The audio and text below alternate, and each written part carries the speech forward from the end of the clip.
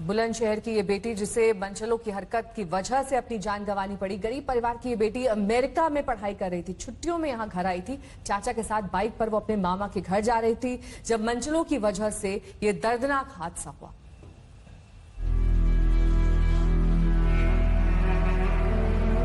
दिल्ली से चंद किलोमीटर दूर ग्रेटर नोएडा के गांव की गरीब परिवार की होनहार बेटी सुदीक्षा भाटी।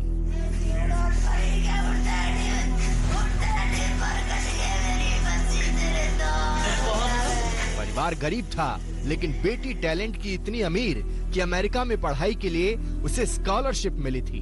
ये बेटी घर परिवार जिले का नाम रोशन करती, ये तय था, लेकिन ऐसा हो न सका।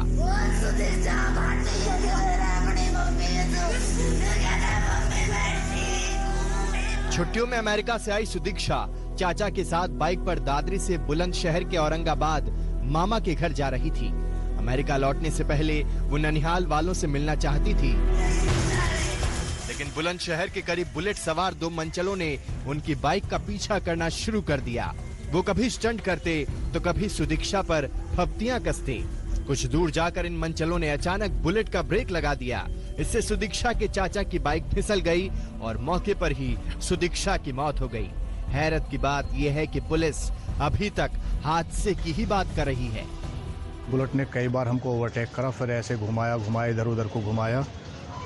हमने फॉरवर्ड धीमी कर ली, स्टड से मारने लगा। वो स्टड मारने के बाद में हमने धीमी करी अपनी बाइक, फिर भी उसने और आगे से जाकर फिर एकदम हमारे आगे एकदम ब्रेक मार दी। ब्रेक मारने के बाद में भी हमारी बाइक एकदम कंट्रोल पे हो, उसमें ज़्यादा सीधी टक्कर लगी। सीधी टक्कर लगते ही मैं ऐसे ही गिर गया हूँ और मेरी भतीजी पीछे गिरी उस सर्स के उससे। प्रवीक्षा नाम की एक लड़की अपने चाचा के साथ अपने मामा के गांव जा रही थी।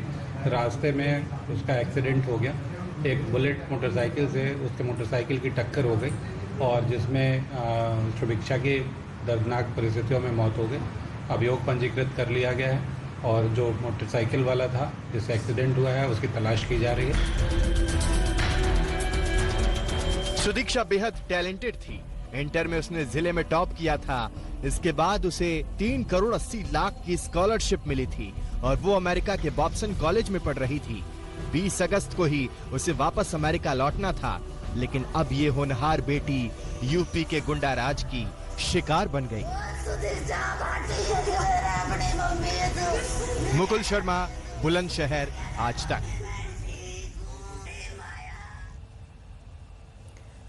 और आपको इस वक्त हम सीधे लिए चलते हैं सुदीक्षा के परिवार के पास, क्योंकि परिवार इस वक्त जिस तकलीफ में है।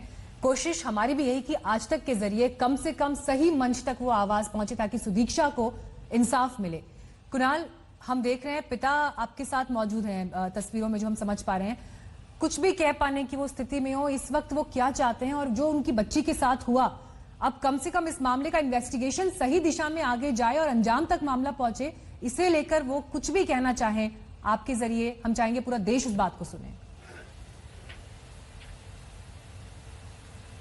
बिल्कुल मीनाक्षी, और जितेंद्र भाटी हमारे साथ हैं, पिता हैं सुदीक्षा के। एक तो होनहार बेटी को खोने का गम, और दूसरी तरफ आपको लगता है कि पुलिस जिस तरीके से काम करना चाहिए पुलिस को वो नहीं कर रही। अभी तक तो नहीं।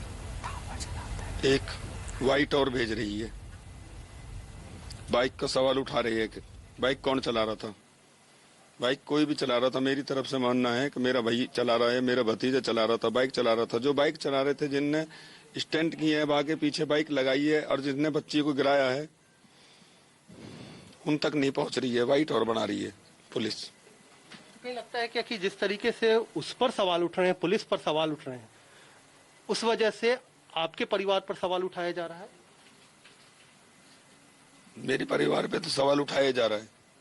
मेरी बच्ची का और हमारा गम नहीं दिख रहा और सवाल और उठाया जा रहा है हमारे ऊपर। अभी तक कोई कंप्लेंट नहीं, कुछ नहीं, आना नहीं जाना नहीं किसी का, और सवाल और उठा रहे हैं बाइट के माध्यम से। तो क्या लगता है कि पुलिस जिस तरीके से मुस्तैद होनी चाहिए थी इस पूरे मौके पर, क्योंकि सुबह की घटना है, कल सुबह की 9:30 बजे की, लेकिन उसके बाद जो पुलिस का रवैया रहा है, आप उससे किस तरीके से लेते हैं? पुलिस समय पे आई, पुलिस ने शिकायत दर्ज की, पुलिस का क्या कुछ रहा? अभी तक क्या कुछ किया है पुलिस?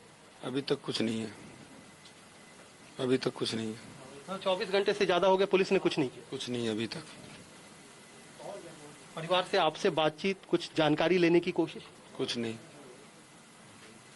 लेकिन पुलिस तो बयान दे रही है, खूब दे रही है बयान, वो बहुत सारी बातें कर रही है कि बाइक कौन चला रहा था। तो फिर अगर आपसे बात नहीं हुई है तो फिर ये सब बयान किस आधार पर दिया जा रहा है? अपने पास से दे रही है बयान, हमसे कोई बात नहीं हुई।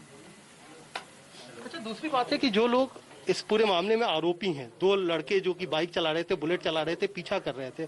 अभी मेरी आपके भाई साहब से जो कि बाइक चला रहे थे उनसे बात हुई, उनका कहना है कि वो पहचानते नहीं या उन्होंने देखा नहीं। तो क्या आपको लगता है कि शायद थोड़ा मुश्किल होगा पकड़ना, या पुलिस जानबूझ करके नहीं पकड़ना चाह रही इसलिए ऐसा कह रही है? यहाँ से 60 किलोमीटर दूर है, हम किसको पहचानते हैं? थोड़ा घना चेहरा सामने आएगा जब ही तो पहचानेंगे। फिर गिरे हैं, गिरने के बाद में क्या चेहरा पहचान रहे हैं? वो गिर के भाग गए हैं। तो आपको क्यों लग रहा है कि पुलिस का ये जो रवैया है, ढुलमुल रवैया, ढीला रवैया, किस वजह से? क्या इसको कहीं ना कहीं ये समझ रही है पुलिस की मामला कोई दूसरा एंगल पकड़ ले, कुछ दूसरा रास्ता पकड़ ले? जी, वहाँ पे कोई दुकान है, वहाँ दुकान पे उनकी हाई हेलो भी हुई है। वहाँ पे उनकी हाई हेलो भी हुई है। रोड़ी बदरपुर की कोई दुकान है, तो शायद हो सकता है वो जानते हैं उनको। अच्छा मीनाक्षी, इस समय हमारे साथ चाचा भी जुड़ गए हैं जो कि उस समय बाइक चला रहे थे। हम उनसे भी कुछ सवाल करते हैं। ये बताइए सत्येंद्र जी कि आप चला रहे थे बाइक, सवाल ये भी है कि आपका बेटा चला रहा था। ये पुलिस सवाल क्यों कर रही है? आपके हिसाब से कौन चला रहा था? बाइक मैं ही चला रहा था, बेटा बीच में बैठा हुआ था। और हुआ क्या? पूरी घटना अगर सिलसिलेवार तरीके से आप हमें समझाएं। आप यहाँ से कितने बजे से निकले ग्रेटर नोएडा से, क्यों जा रहे थे, कब ये हादसा हुआ? हम सुबह 8 बजे के करीब यहाँ से निकले थे। मुझे लड़के की टीसी कटानी थी और इसको अपने मामा के यहाँ पे जाना था, सुदीक्षा को। यहाँ से हम बुलंदशहर हमने पार किया था। बुलंदशहर पार करने के बाद में 2 लड़के बाइक पे थे, हम तीनों एक बाइक पे अपनी पे थे। तो उन्होंने हमारे आगे पीछे वो स्टार्ट से करने शुरू कर दी, कभी आगे कभी पीछे, कभी तेज चलाते थे कभी मंदी। हमने अभी बाइक अपनी मंदी की थोड़ी सी, वो आगे हमसे आगे निकल गई। आगे निकलने के बाद में फिर उन्होंने थोड़ी मंदी की। मंदी करने के बाद में फिर हम आगे जैसे निकले तो उन्होंने बहुत पीछे से बहुत तेजी से आगे एकदम इमरजेंसी उन्होंने एकदम ब्रेक मारे। ब्रेक हमें भी मारने पड़े। ब्रेक मारने के बाद में हम भी दोनों इस तरफ को गिर गए और हमारी भतीजी सुदीक्षा, वो उसके सर में चोट लगी, वो पीछे की तरफ गिर गई, सर में चोट लगी थी। और कितनी देर बाद पुलिस आई? पुलिस को आपने शिकायत की, क्या किया उस समय? उसके बाद क्या घटना हुई? पुलिस करीब आधे घंटे बाद आई है। मैं उस स्थिति में उस टाइम पे फिर नहीं था कि मैं उनको कुछ बताता। मैं वहाँ पे भी वैसे नहीं था, मैं उस स्थिति में मैं नहीं था, मैं कुछ बता सकता था। अच्छा, पिताजी से पूछते हैं कि एक होनहार हालांकि बड़ी तकलीफ होती है ये पूछते हुए भी कुणाल, 20 तारीख को जाना। जी, बड़ी तकलीफ होती है कुणाल हालांकि ये पूछते हुए भी कि क्या हुआ, क्योंकि बार बार ऐसा है मानो आप परिवार के जख्मों को कुरेद रहे हो वही सवाल पूछ कर। लेकिन फिर भी क्योंकि ये घटना अपने आप में ऐसी है जो बहुत बड़े सवाल खड़े करती है कि एक बच्ची के साथ ऐसा हो गया और उसके बाद इन्वेस्टिगेशन किस दिशा में जा रहा है। लेकिन सुदीक्षा की मौत एग्जैक्टली कैसे हुई? वहां पर डेड बॉडी कहाँ है अभी?